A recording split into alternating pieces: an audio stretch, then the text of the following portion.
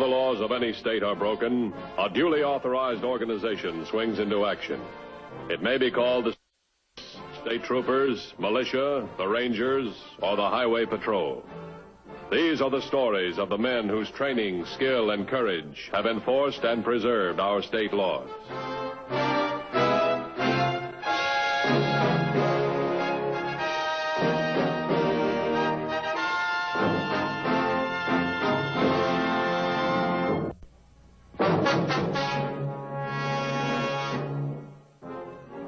It is the job of all law enforcement agencies, and of the Highway Patrol in particular, to maintain a high standard of safety on our nation's roads. It is the obligation of conscientious citizens to exercise care in choosing and maintaining dependable, safe-driving automobiles. On the morning of May 15th, two young people purchased an old car, apparently the best they could afford, from a local used car dealer. But this was no ordinary young couple. The man was Steve Talbot, two-time loser on counts of armed robbery. The woman, his wife, Audrey. Her last mailing address was Tehachapi, a woman's prison in California. But Talbot wasn't satisfied. He had to pull one more job, and the car was part of his plan.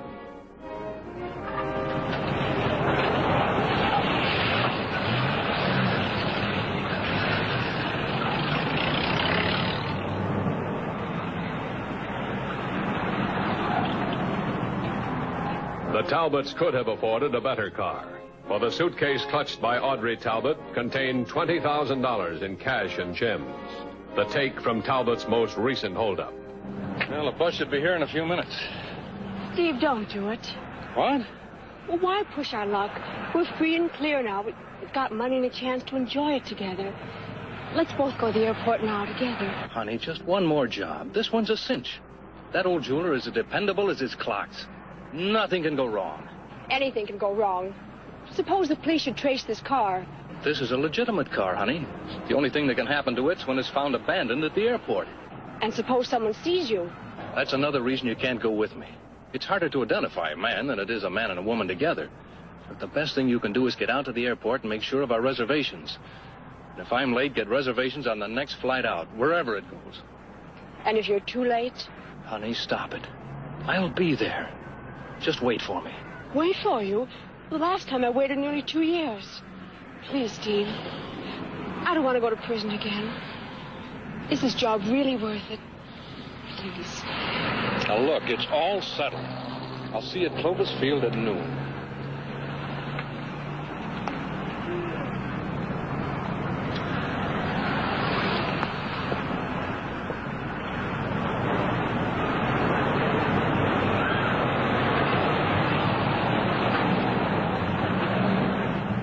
Henry Stewart was a victim of habit.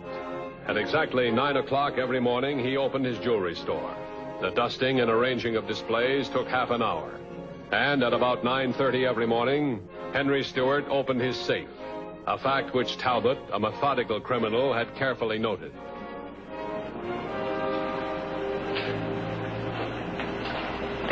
Don't move, Pop, and you won't get hurt. Here, load this up. Quick, come on!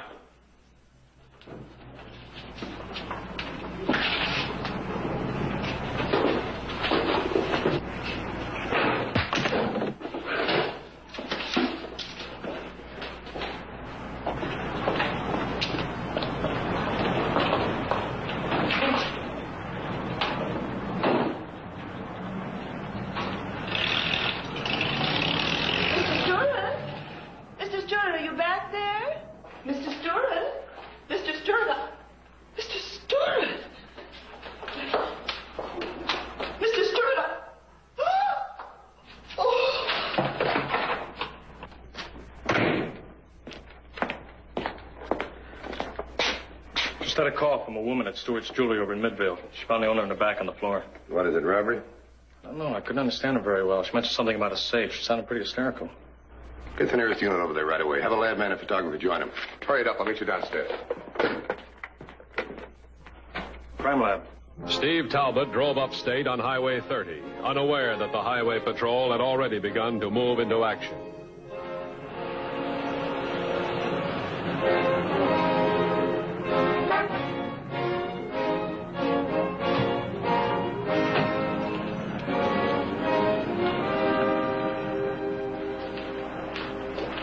This the woman to call in? Yes, sir. This is Mrs. Williams.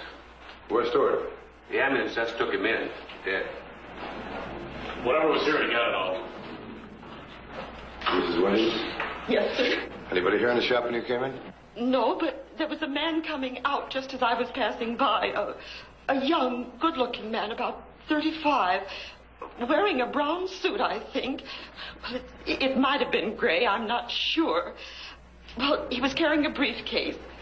But all I really saw was a scar on his face. It was on his left cheek.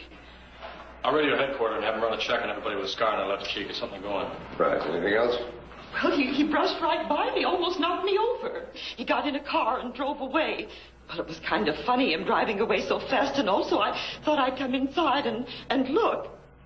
And I found poor Mr. Stewart lying there. Did you happen to notice this man's car? No, I didn't. I didn't pay much attention. I mean, I didn't think there was anything really wrong. Why should anyone want to hurt poor Mr. Stewart? When there's money involved, a lot of people get hurt. Was there anyone with this man, Mrs. Williams, or waiting in the car? No, I'm sure of that. There's no report from headquarters about the description yet. But if there's any prints on that safe, we shouldn't have any trouble running down the street. We're not looking for a thief. We're looking for a murder. Let's get back to headquarters. You get on the radio, huh? Right. Talbot's description was radioed to headquarters. Audrey Talbot's fears had been confirmed.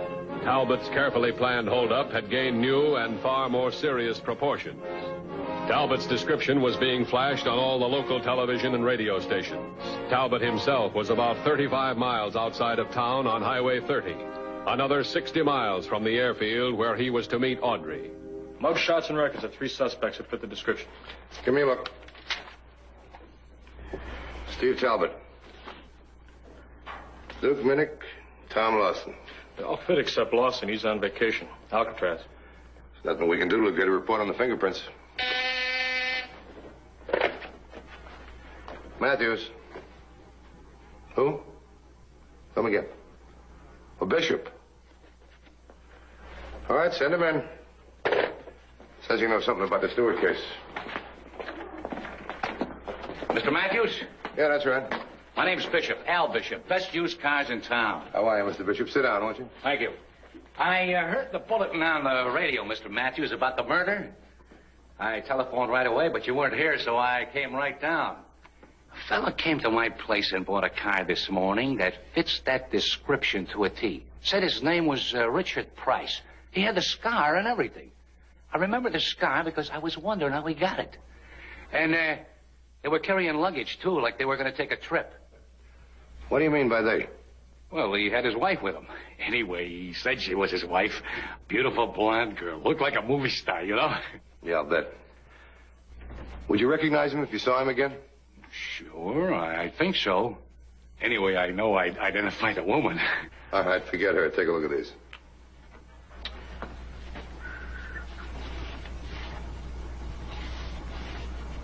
These two look a lot alike, Minnick and Talbot. I'm not positive, but I think Talbot's your man. Steve Talbot, age 35. He's married. Wife's name, Audrey, age 25. 5'4", about 110 pounds. Has been known to be blonde, brunette, and redhead. She hasn't missed much. Did time at the Hatchery. Well, the lady in the jewelry store was positive the man was alone. Well, if it was Talbot, he could have planned to meet her after the job. But if it wasn't Talbot, we'll have to wait till we get a report from the lab. What kind of a car did he buy, Mr. Bishop? Well, it wasn't much of a car, Mr. Matthews, but it was a bargain for the price. I figured they were newlyweds or something, so I'd give them the most for their money. What kind of a car was it? Well, here's the sales slip. I brought it along to make sure. 1941 two-door sedan, blue-gray, license number KHE424. Thanks. Another roadblock. Alert all units. Highway 11 and 55. Tell them to be on the lookout. Suspect might be driving with a woman. Right. Look, I'm not positive, but if he's going to travel any great distance, I don't think he'll make it in that car, Mr. Matthews. Not that I'd knowingly sell a man a defective automobile, but after all, you just get what you pay for, you know what I mean? And this guy, Price, or Talbot, just didn't want to spend much money. Of course, I could have sold him a more dependable car, but he wasn't interested. He said he wasn't going to do much driving anyway.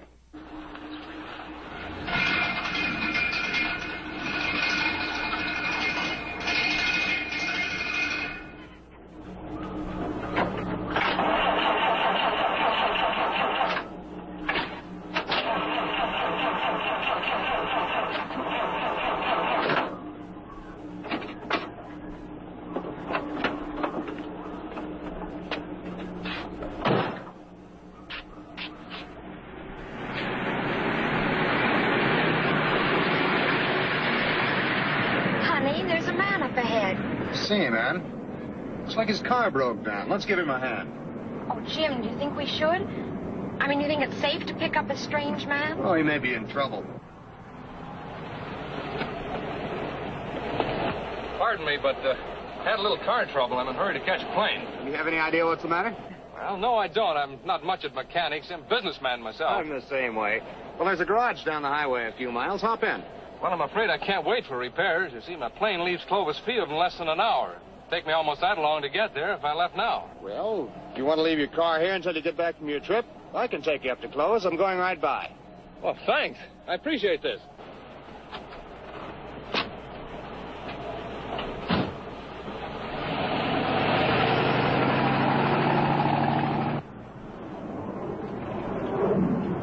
Oh, Mrs. Taylor, is your husband here?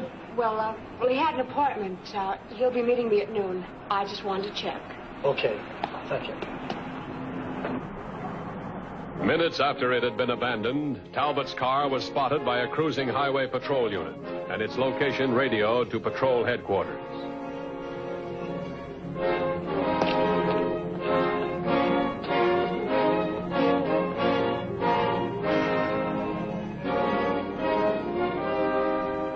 Well, the car was found right here. No place to go on foot in this area. Let's suppose he was going north on 30. We got a roadblock right here. Well, if the suspect commandeered a vehicle, he should make that roadblock in about 30 minutes. If not, if he's on foot, he should be just about here. Alert all units in this area. Tell them to use extreme caution. He might have hitched a ride. Right. Jim's new job is going to keep him on the road for a year or two. So that's why we invested our nest egg in this trailer. We didn't want to be separated. That's very nice, Mrs. Rogers. Are you married, Mr. Taylor? Yes, I am. Marriage is a wonderful thing. Don't you think so, Mr. Taylor? Yes, I do. We interrupt this program to bring you a further bulletin from the Highway Patrol. The Westbrook holdup murderer has been tentatively identified as Steve Talbot, age 35 years, 5'11", with a distinctive scar on his left cheek. Jim! The suspect is believed to be traveling north on State Highway 30. Okay, mister, pull over to the side of the road. Motorists on State Highway 30 are alerted to be on the lookout for anyone answering Talbot's description. Get out. What are you going to do? I'm going to get to Clovis Field, Mrs. Rogers. Your husband's going to see to that. You lay a hand on her. Don't get heroic, Rogers. Please, Jim, let's do as he says. She's a smart girl. Look, we're going to be in the trailer. If the police should stop you, you haven't seen a thing, you understand? But how can I stop them if they want to look in the trailer? That's your problem. When we get to Clovis Field, Mrs. Rogers is coming in with me to get my wife. After that, you're going to take us to the city. Just like you said, Rogers, marriage is a wonderful thing. I'd hate to see yours end so soon. Come on.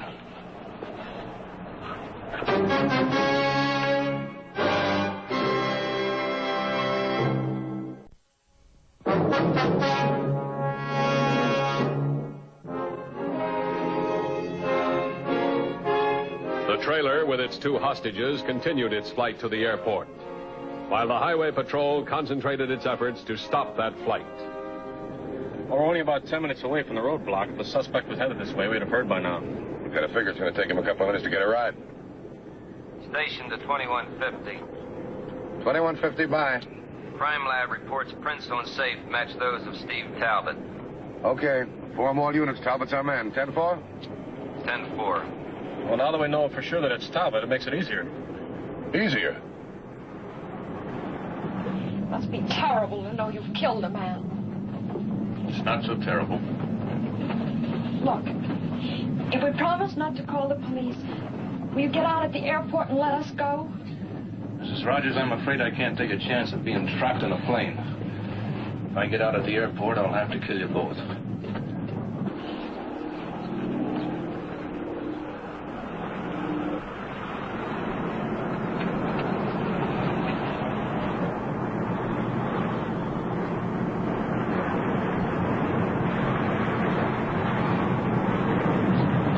Why'd you slow him down? It's a roadblock. Quick, put on a rope. Remember, if you or your husband try any funny stuff, go on. Something wrong, officer? Just a routine check. May I see your driver's license?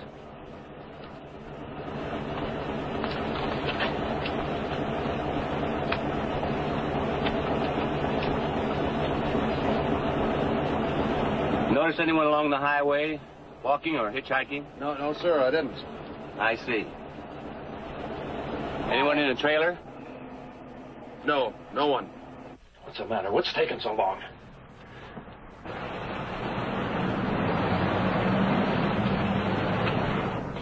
Another police car just came up.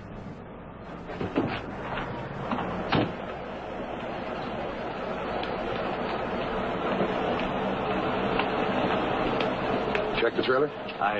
There's nobody back there. I just bought it in Westbrook. I'm headed toward Clark City to pick up my wife. We take a look inside, just routine. There's nobody in that trailer, honestly.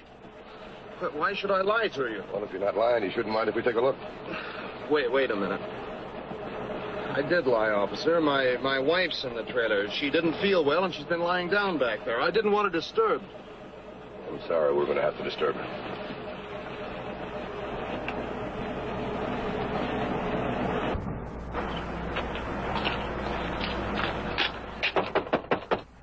Yes? What is it? Highway Patrol. I'd like to take a look inside.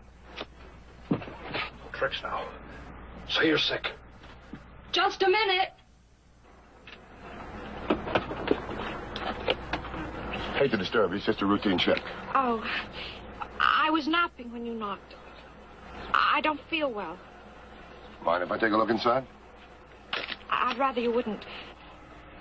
I'm not dressed. Anybody else in there? No one. Thanks very much.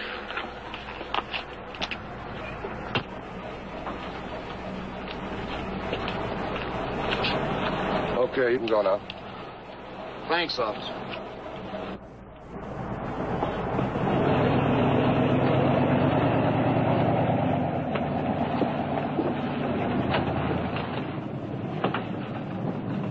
I don't know. That cop sounded like he suspects something. He's in there, all right. Radio Clark City. Tell him Talbot's on the way. Stop the next civilian car you see. Stay with the trailer. Don't let it out of your sight. Right. You knew he was in there and you didn't take him? Couldn't take the chance. We've got to protect the girl and get Talbot. Probably had a gun 2 feet from her head. Now, we know Talbot's going to meet his wife. He's probably going to Clark City. Wait a minute. Clovis Field. That's about 15 miles from here. It's a stop for the local airlines. Let's try it.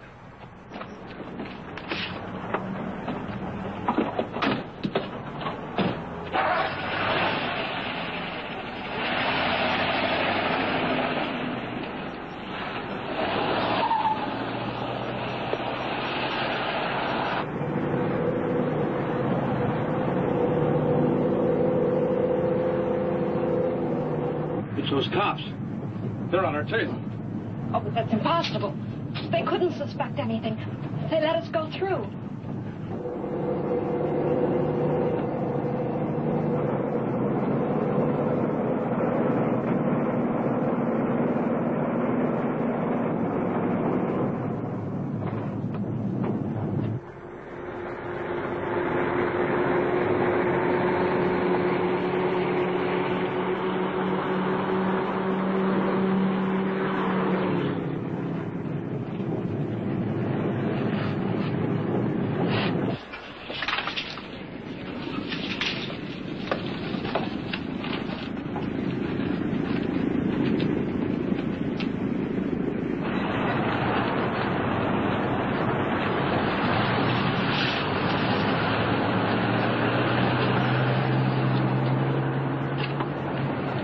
car around back. I'll meet you inside.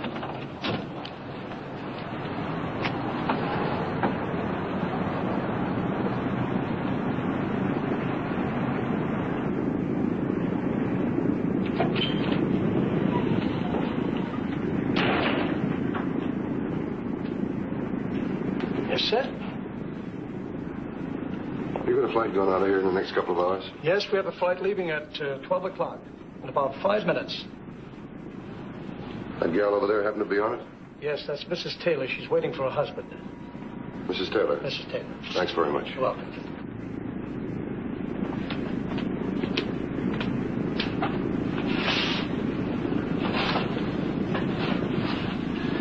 Mrs. Taylor, Yes? I'd like to ask you some questions. Why don't you beat it, mister, before I call a policeman? I am a policeman, Mrs. Talbot. It is Mrs. Talbot, isn't it? I don't know what you're talking about. I haven't done anything. Maybe not. Steve has. He killed somebody. You're going to meet him here in a couple of minutes, aren't you? The hunch paid off. Talbot will be here any minute. Keep an eye on her. I'll take cover outside.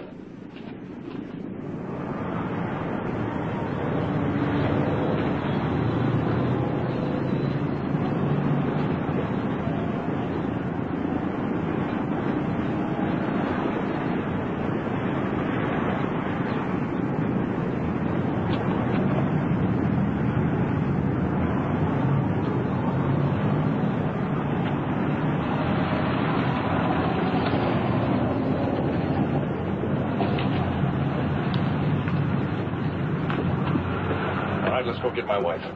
And no tricks.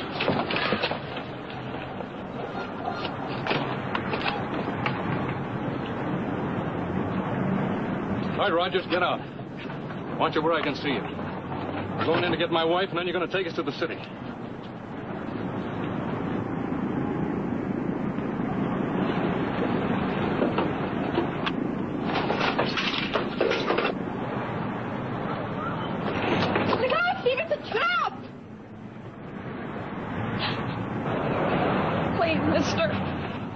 Let the gal go. Give up. You haven't got a chance.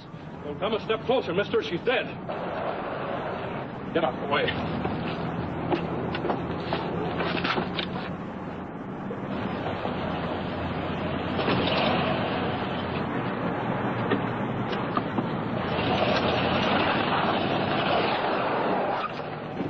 Why did he do that?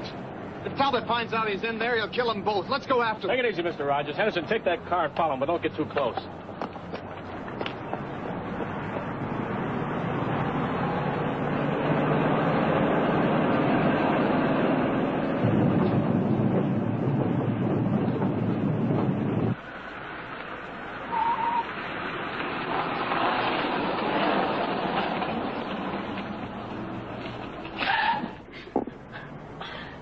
What are you going to do?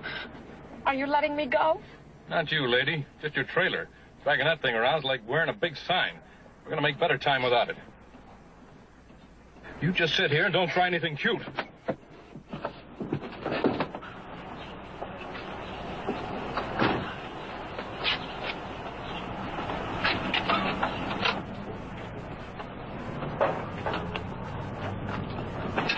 All right, drop it.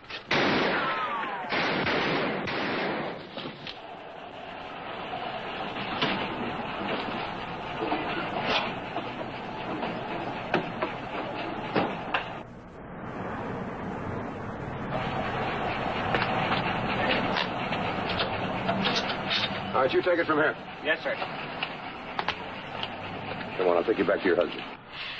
That was an awful chance you took. You're taking a big one. I never pulled a trailer before.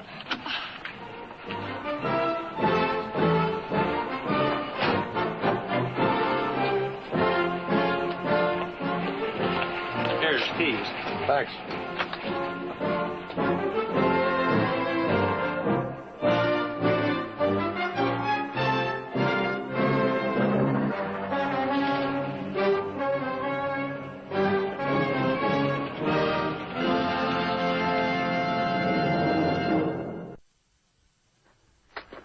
Next week's Highway Patrol story is a very unusual one. I hope you'll be with us. Until then, remember, it isn't the car that kills, it's the driver. This is Broderick Crawford saying, see you next week.